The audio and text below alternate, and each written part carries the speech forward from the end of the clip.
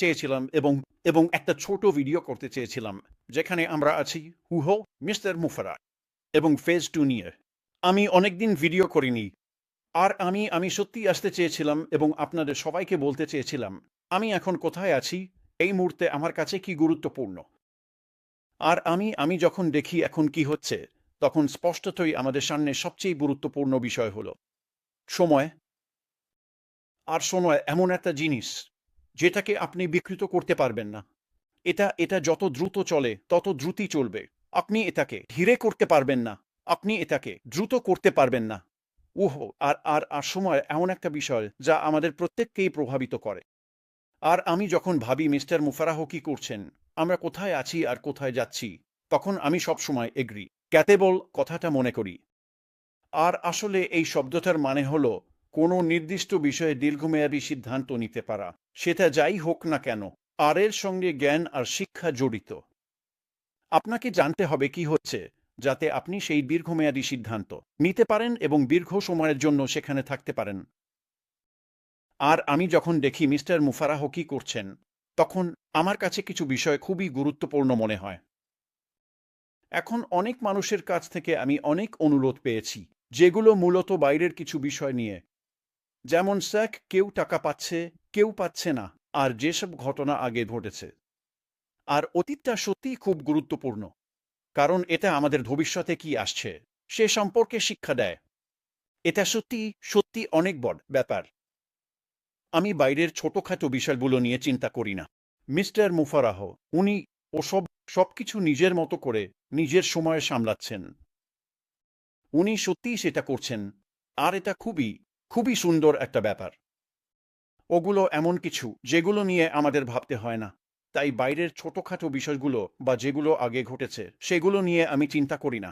Mister মুফারাহ অতীত থেকে ভালো জিনিসগুলো নিয়ে এসেছেন, সেগুলো বর্তমানের মধ্যে নিয়ে এসেছেন। আর সেগুলোই থাকবে দ্বিতীয় ধাপে, দ্বিতীয় অধ্যায়ে, সেই মহাবিস্ফোরণে যা সামনে আসছে।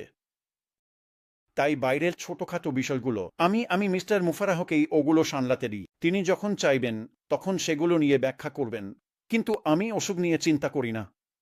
আমি মনোযোগ দিচ্ছি সামনে আসা দ্বিতীয় ধাপ, দ্বিতীয় অধ্যায়, সেই অনলাইন বিস্ফোরণের দিকে।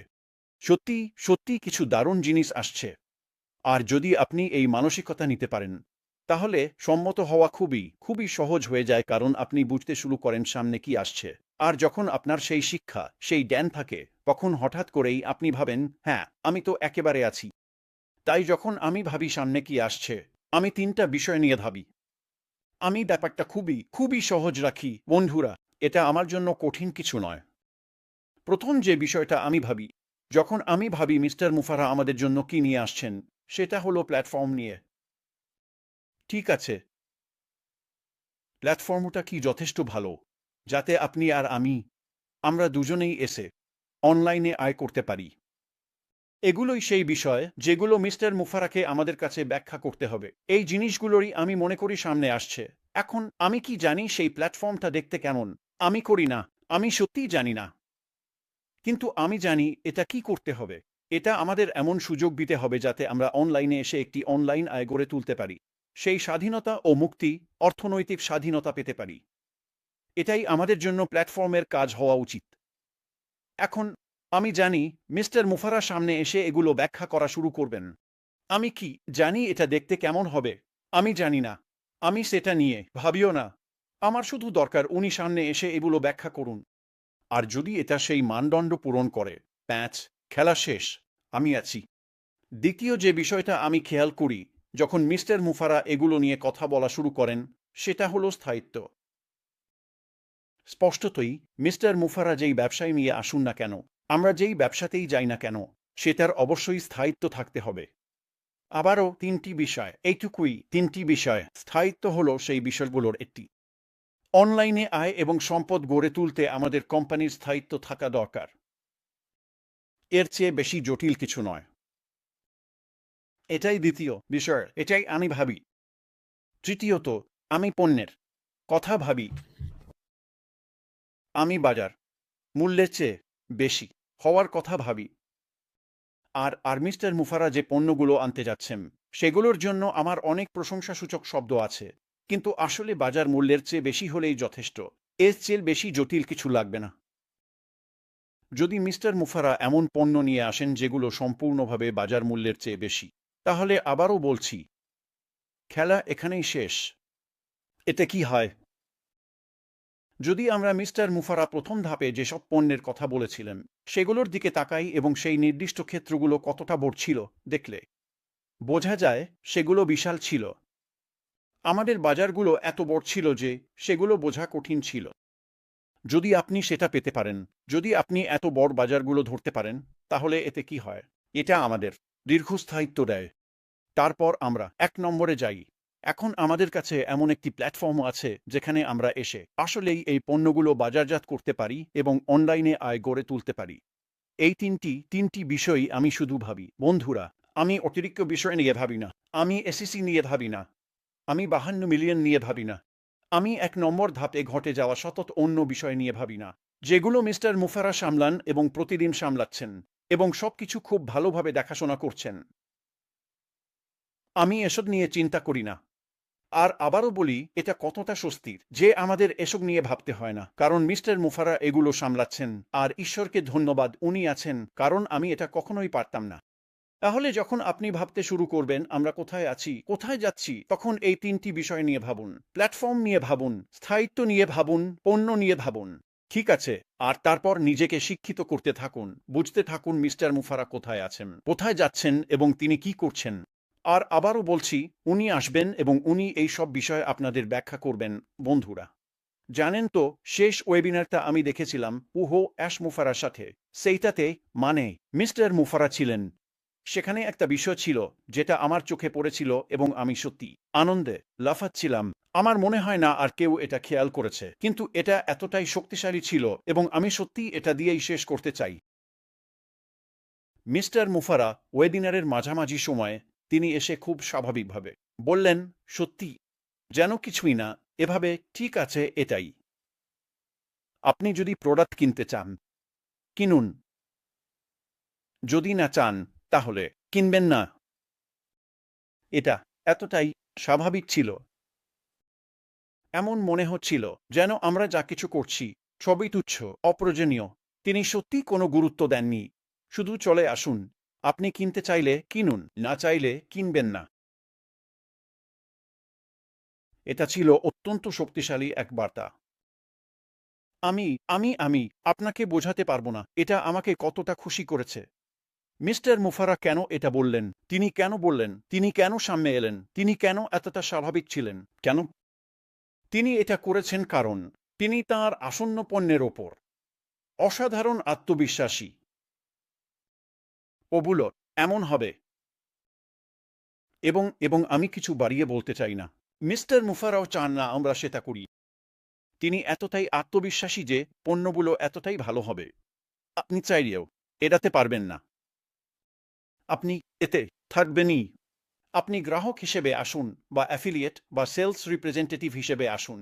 মিস্টার মুফারা যেভাবেই সেটার গঠন করুন না কেন, এতটাই ভালো হবে পণ্যগুলো। তাই যখন মিস্টার মুফারা এতটা স্বাভাবিক ছিলেন, এটা আমার জন্য খুবই উত্তেজনাপূর্ণ ছিল।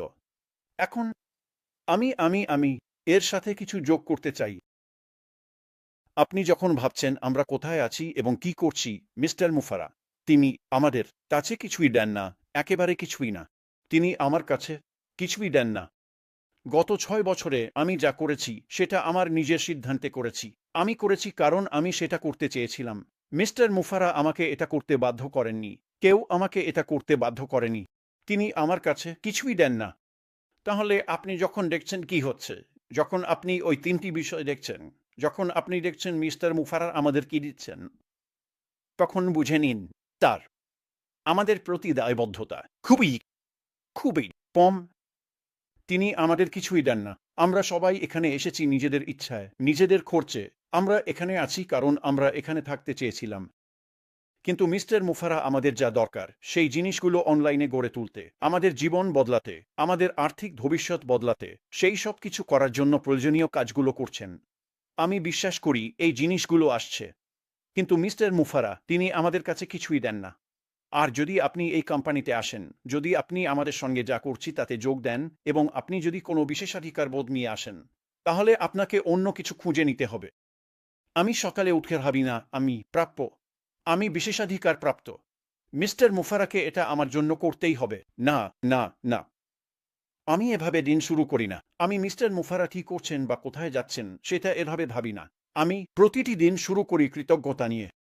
আমি কৃতজ্ঞ যে মিস্টার মুফারা এবং তার টিম এমন কিছু তৈরি করছেন যা আমার জীবন বদলে দেবে। আসলে সবকিছুই কৃতজ্ঞতার ব্যাপার। তাই যদি আপনি বিশেষাধিকারবোধ নিয়ে ভাবেন তাহলে সেটা আপনাকে সত্যিই ছেড়ে দিতে হবে। আপনাকে এটা খুব খুব দ্রুত ছেড়ে দিতে হবে। আর যদি না পারেন আমি আপনাকে স্পষ্ট করে বলছি এখানে আপনাকে কেউ চায় না। ও এবং আমি বিশ্বাস করি যখন মিস্টার মুফারা সামনে এসে ব্যাখ্যা করবেন কি হচ্ছে, তখন তিনি আপনার মনে ঘুরপাক খাচ্ছে এমন সব ছোট ছোট বিষয়গুলোর যত্ন নেবেন। সবকিছুরই তিনি সত্যিই তা করবেন। আর যখন তিনি আসল বিষয়বস্তুতে, আসল ঘটনার গভীরে যাবেন, ব্যবসাটা কেমন দেখতে, তার টিম কিভাবে সবকিছু সাজিয়েছে, তখন তিনি সবকিছুই ব্যাখ্যা করবেন। আর আমি মনে করি এটা আপনাকে সত্যি অবাক করে দেবে। তাই আমি শুধু এসে এই ছোট্ট আপডেটটা দিতে চেয়েছিলাম। এভাবেই আমি বিষয়গুলো নিয়ে ভাবছি। আমি সবকিছু খুব খুব সহজ রাখি। প্ল্যাটফর্ম, দীর্ঘায়ু, পণ্য। এরপর চলুন দেখি মিস্টার মুফারা আমাদের কি দেন। যখন তিনি এগুলো সব ব্যাখ্যা করা শুরু করবেন, আমি মনে করি এটা বেশ দ্রুতই হবে, সম্ভবত বেশিরভাগ মানুষের ধারণার চেয়েও দ্রুত। তবে আবারও বলছি এগুলো আমার ব্যক্তিগত ধারণা। মিস্টার মুফারা, বিশ্বাস করুন তিনি আমাদের আপডেট দিতে থাকবেন। আর আমি আপনাকে স্পষ্টভাবে বলতে পারি তিনি এই জিনিসটা লঞ্চ করতে আমাদের চেয়েও বেশি আগ্রহী। তিনি সত্যিই চান, অনেক কারণেই। হয়তো এটা নিয়ে আমি আরেকটা ভিডিও করব এবং সেসব বিষয় ব্যাখ্যা করব। কিন্তু আপাতত মনোযোগ ধরে রাখুন। অপ্রয়োজনীয় বিষয় নিয়ে চিন্তা করবেন না। কৃতজ্ঞতার জায়গায় থাকুন এবং ওই তিনটি বিষয় নিয়ে ভাবুন: প্ল্যাটফর্ম, স্থায়িত্ব, প্রোডাক্ট। আর মিস্টার মুফারা যখন এগুলো নিয়ে সামনে আসবেন